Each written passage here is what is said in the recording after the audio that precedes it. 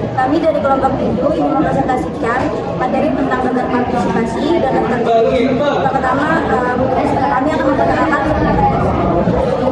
Nama saya Fatima Amanda, NPM 8343. Nama saya Topal Sepana Sila, NPM 876. perkenalkan saya Rizka Maria, di mana NPM 8144. Untuk materi pertama, kami akan membahas tentang bagan partisipasi atau partisipasi chart. Formulir berbentuk bagan ini terutama digunakan pada observasi, misalnya keikutsertaan secara sukarela dan disadari merupakan modal dasar bagi peserta didik agar berhasil dalam proses pembelajaran. Keikutsertaan peserta didik merupakan salah satu usaha peserta didik untuk mempermudah dalam memahami konsep yang sedang dibicarakan dan meningkatkan daya ingatan tentang isi pelajaran tertentu. Kemauan untuk melibatkan diri dalam kegiatan belajar mengajar dapat dijadikan salah satu indikasi tentang kemampuan peserta didik dalam menyesuaikan diri dalam kelompok belajarnya. Menurut Nasution 2008, pengukuran keikutsertaan peserta didik dalam kegiatan belajar menjadi penting. Artinya, untuk menjelaskan hasil belajar yang bersifat non-kognitif. Karena itulah, bagan partisipasi atau participation chart sangat berguna untuk mengamati kegiatan diskusi kelas. Keikutsertaan peserta didik dalam kegiatan pembelajaran merupakan salah satu tujuan yang berhasil dicapai dalam pembelajaran. Partisipasi peserta didik merupakan salah satu usaha memudahkan peserta didik dalam memahami suatu pelajaran tertentu. Kemauan untuk berpartisipasi dan berinteraksi dalam pembelajaran salah satu indikator seorang siswa dalam menyesuaikan diri dalam proses pembelajaran. Selain itu, untuk memudahkan siswa dalam memahami materi, keikutsertaan ini juga dimaksudkan untuk membangun rasa percaya diri serta meningkatkan harga diri peserta didik. Dan dari hasil pembahasan tersebut dapat disimpulkan bahwa yang dimaksud dengan bagan partisipasi adalah salah satu bentuk teknik evaluasi yang digunakan untuk mengetahui tingkat kemampuan atau perkembangan peserta didik melalui daftar keikutsertaan atau keaktifan pada saat proses pembelajaran berlangsung, seperti kegiatan diskusi, kegiatan kelompok, dan sejenisnya, yang mencatatkan siapa saja yang ikut serta berpartisipasi, seberapa sering partisipasi seorang terjadi, dan bagaimana kualitas partisipasi tersebut. Berikut adalah contoh bagan partisipasi satu diskusi kelompok. Dalam satu diskusi kelompok, pendidik ingin menentukan partisipasi atau keterlibatan dan peran serta anggota kelompok yang terdiri dari 6 orang. Itu ada Abi, Bunga, Ocha, Dodo, Ayu, dan Nita.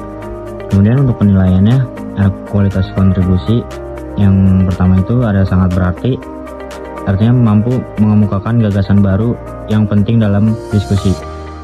Kemudian yang kedua ada penting, artinya mampu mengemukakan alasan-alasan penting dalam pendapatnya.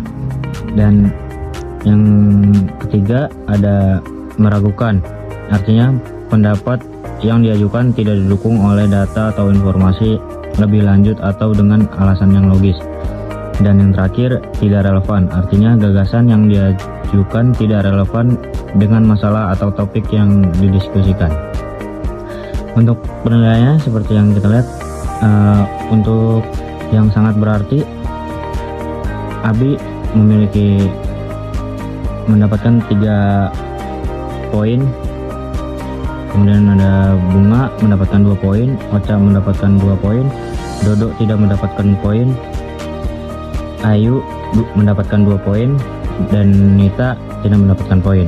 Kemudian untuk yang penting, Abi mendapatkan 3 poin, Bunga mendapatkan 3 poin, Ocha mendapatkan 2 poin, Dodo mendapatkan 1 poin, Ayu mendapatkan 1 poin, dan Nita mendapatkan 2 poin. Selanjutnya ada meragukan, Abi mendapatkan 1 poin, Bunga mendapatkan 1 poin, Ocha tidak mendapatkan poin, Dodo mendapatkan 1 poin, Ayu dapat 1 poin, dan Nita mempunyai 2 poin. Dan yang terakhir ada tidak relevan. Abi tidak ada poin, Bunga 1 poin, Ocha 1 poin, Dodo tidak ada poin, Ayu tidak ada poin, begitupun Nita tidak ada poin. Slide selanjutnya saya akan membahas tentang daftar checklist yang dimana menurut Herdiansyah tahun 2009, daftar checklist merupakan suatu metode dalam observasi yang mampu memberikan keterangan mengenai muncul atau tidaknya perilaku yang diobservasi dengan memberikan tanda cek jika perilaku yang diamati muncul. Jadi daftar cek ini adalah suatu daftar yang berisi subjek dan aspek-aspek yang akan diamati. Daftar cek dapat memungkinkan guru sebagai evaluator mencatat setiap kejadian yang berapapun kecilnya akan dapat dianggap penting dalam evaluasinya. Ada bermacam-macam aspek perbuatan yang biasanya dicantumkan dalam daftar cek. Kemudian tinggal memberikan tanda centang pada tiap-tiap aspek tersebut sesuai dengan hasil penilaiannya. Pada dasarnya, daftar cek ini ingin menunjukkan ada atau tidaknya suatu unsur, komponen, ciri, karakteristik, atau kejadian dalam suatu peristiwa, tugas, atau suatu kesatuan yang kompleks. Jadi, dalam daftar cek evaluator hanya dapat menyatakan ada atau tidak adanya suatu hal yang sedang diamati, bukan memberi peringkat atau derajat akan kualitas hal tersebut.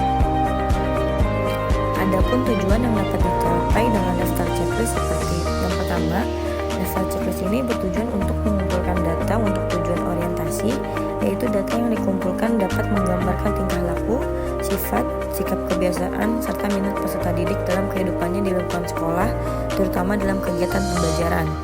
Yang kedua, daftar checklist ini bertujuan untuk melihat tingkat peningkatan pembelajaran, artinya data yang diperoleh mampu memberikan informasi yang berhasil atau tidaknya proses pembelajaran, sehingga usaha-usaha untuk meningkatkan kualitas pembelajaran dapat segera dilaksanakan.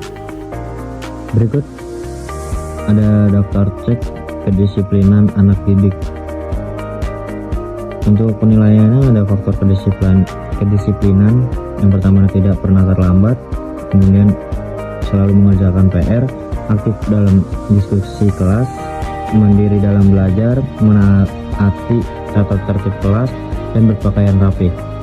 Untuk penilaiannya di sini ada nama siswanya yaitu Cika, Sania, Aldo, dan Soleh. Seperti yang kita lihat, checklist ini yang berarti siswa disiplin, dan silang ini sebalikannya, siswa tidak disiplin. Seperti yang kita lihat contohnya, yang pertama ada Cika. Cika ini tidak pernah terlambat, selalu mengerjakan PR, aktif dalam diskusi kelas, mandiri dalam belajar, menaati tata tertib kelas, dan berpakaian rapi. Begitupun Sania. Sania tidak pernah terlambat, selalu mengerjakan PR, aktif dalam diskusi kelas, mandiri dalam belajar, menaati tata tertib kelas, dan berpakaian rapi. Kemudian Aldo tidak pernah terlambat, selalu mengerjakan PR, aktif dalam diskusi kelas, mandiri dalam belajar, menaati tata tertib kelas, namun tidak berpakaian rapi. Dan terakhir Soleh tidak pernah terlambat, selalu mengerjakan PR, tidak aktif dalam diskusi kelas, mandiri dalam belajar, menaati tata tertib kelas, dan tidak berpakaian rapi.